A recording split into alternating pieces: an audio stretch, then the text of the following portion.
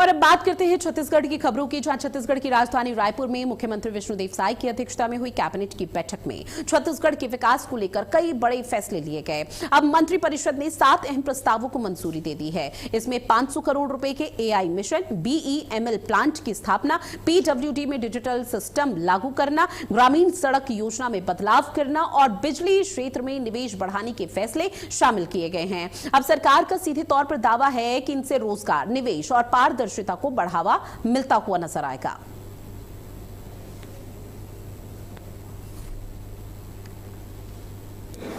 निर्वाचित जनप्रतिनिधि का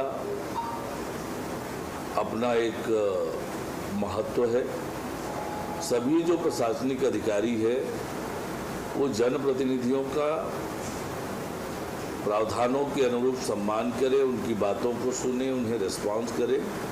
ये सभी प्रशासनिक अधिकारियों का दायित्व है, ये करना भी चाहिए।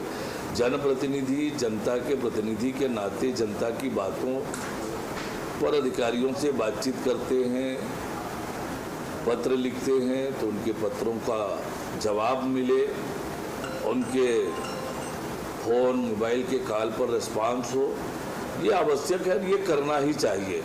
देखिए, लोकतंत्र में निर्वाचित जनप्रतिनिधि का अपना एक महत्व है। सभी जो प्रशासनिक अधिकारी है वो जनप्रतिनिधियों का प्रावधानों के अनुरूप सम्मान करे, उनकी बातों को सुने, उन्हें रिस्पॉन्स करे। ये सभी प्रशासनिक अधिकारियों का दायित्व है, ये करना भी चाहिए। जनप्रतिनिधि जनता के प्रतिनिधि के नाते जनता की बातों पर अधिकारियों से बातचीत करते हैं, पत्र लिखते हैं तो उनके पत्रों का जवाब मिले, उनके फ़ोन मोबाइल के कॉल पर रिस्पांस हो, ये आवश्यक है, ये करना ही चाहिए। देखिए, अब बात अगली खबर की करते हैं, जहां पूर्व मंत्री अमरजीत भगत ने उपचुनाव को लेकर बीजेपी पर बड़ा निशाना साधा। अंबिकापुर में बयान देते हुए उन्होंने सीधे तौर पर कहा कि छत्तीसगढ़ से लगे मध्य प्रदेश, बिहार और उत्तर प्रदेश के लोग अब बीजेपी से नाराज हैं। उन्होंने आरोप लगाया है कि बीजेपी ने लोगों की आस्था को ठेस पहुंचाई है। अमरजीत भगत ने राम मंदिर चंदा चोरी से जुड़े हुए आरोपों का जिक्र करते हुए कहा कि इससे आस्था रखने वाले लोगों को दुख हुआ है। उन्होंने कहा कि इसी नाराजगी का असर उपचुनाव के नतीजों में देखने को है, जहां कांग्रेस को जीत मिली। वहीं बीजेपी की ओर से इन आरोपों पर अभी कोई प्रतिक्रिया सामने नहीं आई है।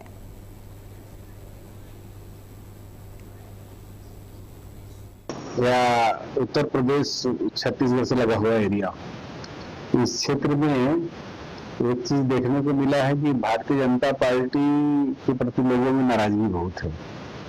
क्योंकि राम मंदिर जब बन रहा था तो लोगों ने खूब बढ़ चढ़ करके उसमें दान दिया था, चढ़ावा चढ़ाया था, और लोग चंदा चोरी कर गए। चंदा चोरी करने से हिंदू धर्म को मानने वाले सभी जो धर्मावलंबी हैं, जो आस्था वाले हैं, उनको बहुत ठेस पहुंचा है और एक तरह से नाराज है। साथ ही राजधानी रायपुर स्थित बीजेपी के कुशाभाऊ ठाकरे परिसर में संचालित सहयोग केंद्र पहुंचे प्रदेश के स्वास्थ्य मंत्री श्याम बिहारी जायसवाल ने कार्यकर्ताओं से सीधे संवाद कर उनकी समस्याओं को सुना। अब इस दौरान विभिन्न जिलों से आए करीब 250 कार्यकर्ताओं की ओर से 52 आवेदन पेश किए गए। मंत्री जायसवाल ने सभी आवेदनों पर गंभीरता से चर्चा करते हुए संबंधित अधिकारियों को त्वरित, पारदर्शी और समयबद्ध निराकरण सुनिश्चित करने के निर्देश दिए।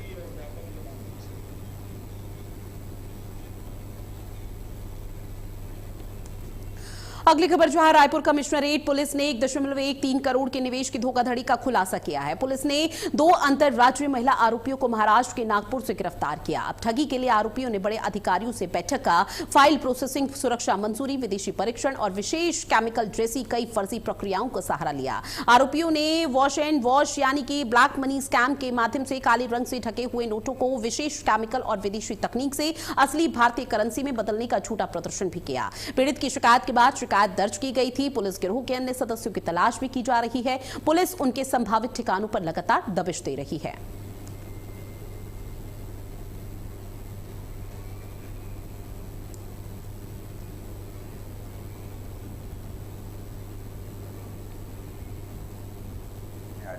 कि जिसमें प्रार्थी उमेश कुमार सिन्हा के द्वारा फरवरी 2024 से लेके उसके एक रिन्यूएबल एनर्जी का एक फर्म स्टार्ट करना चाह रहा था, जिसके लिए उसको लगभग 45 करोड़ का इन्वेस्टमेंट चाहिए था। कुछ इन्वेस्टर्स लोगों को मिला था जिनका नाम है दीपक सिंह, अभिषेक सिंह, योगी और अन्य लोगों से मिला था। वो लोग इन्वेस्टर्स के तौर पे इनसे मिले थे अपना प्रार्थी से, और बोले कि आप अगर 10,000 का कैश देंगे तो उसको डबल करेंगे। हमारे पास कुछ ऐसे लिक्विड्स और ये मशीन है जो ब्लैक नोट्स को, ब्लैक काला नोट को वो ओरिजिनल इंडियन करेंसी में बदल देगा। तो कुछ हाई एंड केमिकल्स और इसमें वो ओरिजिनल नोट और एक काला नोट सेम सिमिलर साइज का एक ब्लैक पेपर को डाल के वो उसको उसमें केमिकल में डुबा के ओरिजिनल नोट करके दिखा। साथ ही राजधानी रायपुर के कटोरा तालाब स्थित संत कंवर राम चौक के पास फूड डिलीवरी बॉय से चाकू की नोक पर मोबाइल फोन लूटने के मामले पर पुलिस ने एक युवक और विधि के साथ संघर्षरत एक बालक सहित 2 आरोपियों की गिरफ्तारी कर ली है। पुलिस के मुताबिक 2 अगस्त की रात करीब 1:30 बजे का समय था जब डिलीवरी बॉय मुकेश कुमार ध्रुव ऑर्डर देने के लिए पहुंचा था। अब भुगतान मांगने पर आरोपियों ने गाली गलौज की और चाकू दिखाकर मोबाइल लूट लिया। Anti crime and cyber unit और सिविल लाइन पुलिस ने सीसीटीवी फुटेज, एक्टिवा और मुखबिर की सूचना के आधार पर दोनों आरोपियों को गिरफ्तार किया। पूछताछ में दोनों ने वारदात और अपना जुर्म कबूल कर लिया।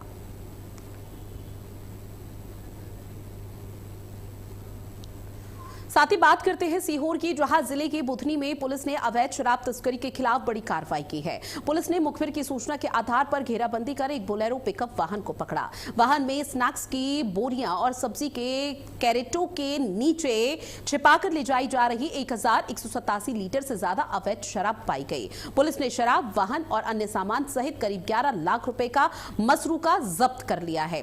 कार्रवाई के दौरान वाहन चालक पुलिस को देखकर मौके से फरार हो गए। पुलिस ने आबकारी अधिनियम की धारा 34(2) के तहत मामला दर्ज कर लिया। वहीं फरार आरोपी और तस्करी से जुड़े हुए अन्य लोगों की तलाश जारी है।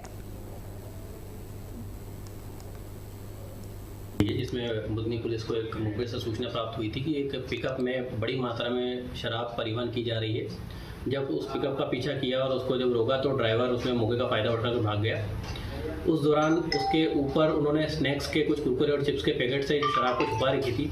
जब शराब की जब्ती की गई और देखा गया तो 1187 लीटर शराब इसमें जब्त की गई है, जिसकी अनुमानित कीमत लगभग 6.5 लाख रुपए है और इसमें पिकअप को भी इसमें जब्त किया गया है।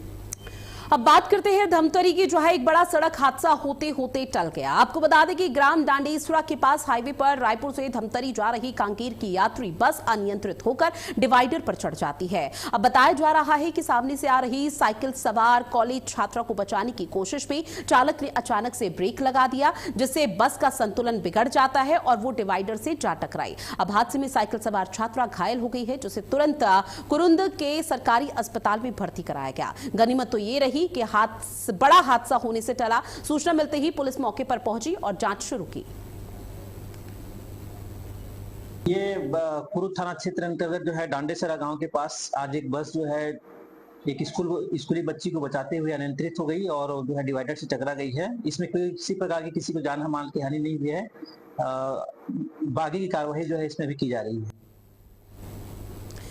वहीं छत्तीसगढ़ के धमतरी जिले से एक दर्दनाक खबर सामने आई है, जहां पर सिहावा थाना क्षेत्र में महानदी में लगातार हो रही मूसलाधार बारिश के चलते जलस्तर काफी ज्यादा बढ़ चुका है। बाढ़ जैसे हालात बन गए हैं। अब इस दौरान महानदी में 3 लोग बह गए थे, जिनमें से एक नाबालिग बच्चा भी शामिल था। आपको बता दें कि लापता हुए तीनों लोगों में से 2 लोगों के शवों को फिलहाल बरामद कर लिया गया, जबकि एक स्कूली बच्चा अभी भी लापता बताया जा रहा है, जिसकी तलाश लगातार की जा रही है।